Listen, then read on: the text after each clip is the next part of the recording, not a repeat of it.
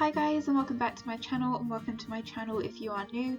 Today we're going to be doing a very simple breeding guide in Pokemon Scarlet and Violet. I've previously done a lot of shiny hunting and breeding on my channel and thought that a guide would be useful because the mechanics have actually changed in Scarlet and Violet compared to previous titles. To begin breeding in Scarlet and Violet, the first thing you'll need to do is play through the beginning part of the story until you unlock the ability to ride your legendary depending on which title you chose.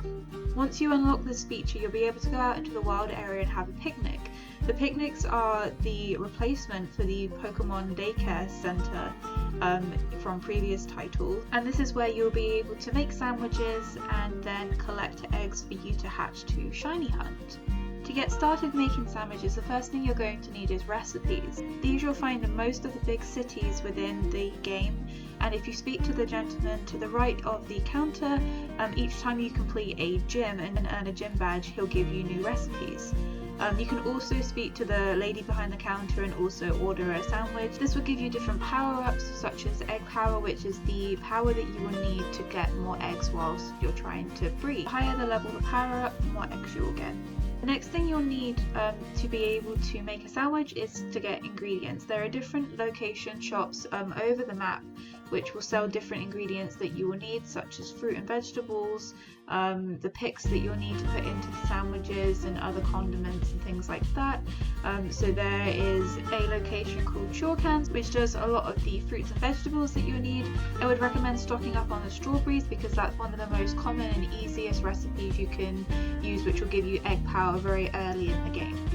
Also stocking up on jam as well. But there are also slightly rarer ingredients that you can find at the deli counter, and these also expand the more recipes and badges that you collect. The next thing you'll need after you have got all your ingredients for your sandwiches is two Pokemon, either a Pokemon and a Ditto, or two of the same Pokemon, or two of the Pokemon that are from the same egg group.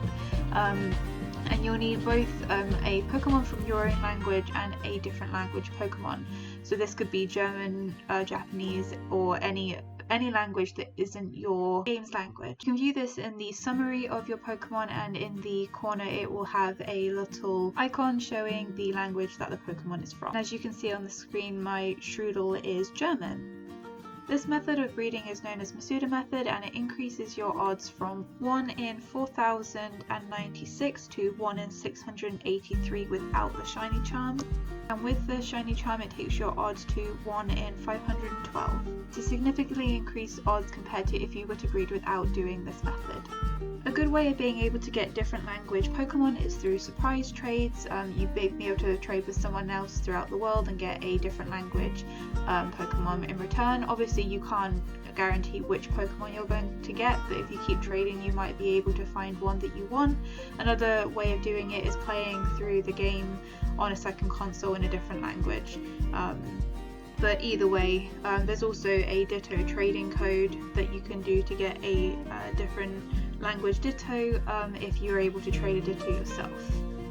As you can see, I got a Japanese Rotom in return for my Go-Goat, so I would be able to use that with a English or other language Ditto to be able to hunt for a shiny. The more you surprise trade or trade from yourself from a different console or use a Ditto, the more Pokemon you'll be able to shiny hunt for and breed.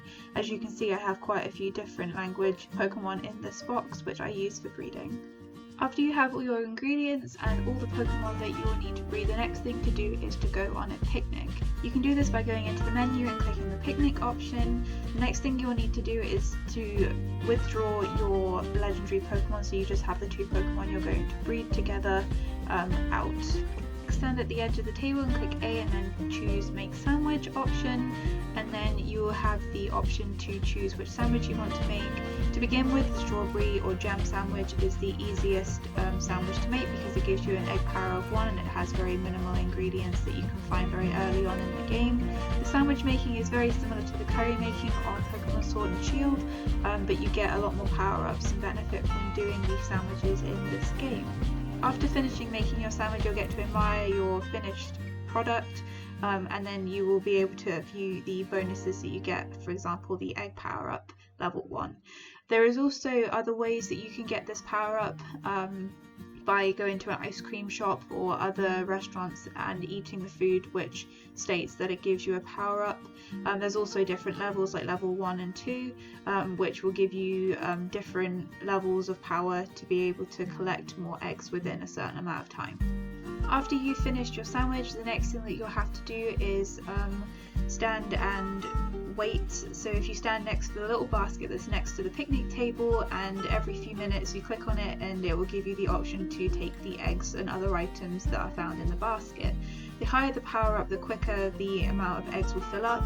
There is a limit of having up to 10 eggs in the basket at a time, so after it gets to that point and you haven't collected them, they will no longer spawn. But once you've collected them and wait a few more minutes, then will continue to spawn for the time that the power up goes for, which is usually around half an hour. Then once you've collected all your eggs, all you need to do then is do some hatching and wait for your shiny. This is the first shiny that I got in Pokemon Scarlet and Violet, and I was super happy about it. And it was only in 300 and something eggs, so I was within odds of the Masuda method.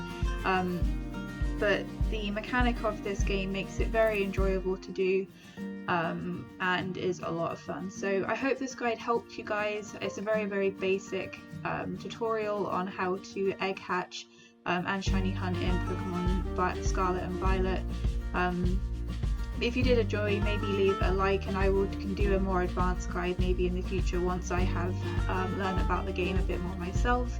But I just wanted to put a very simple guide out there so you can understand and start doing some breeding yourself. So yes, I hope you enjoyed, and I will see you guys in my next video. Thank you for watching. Bye!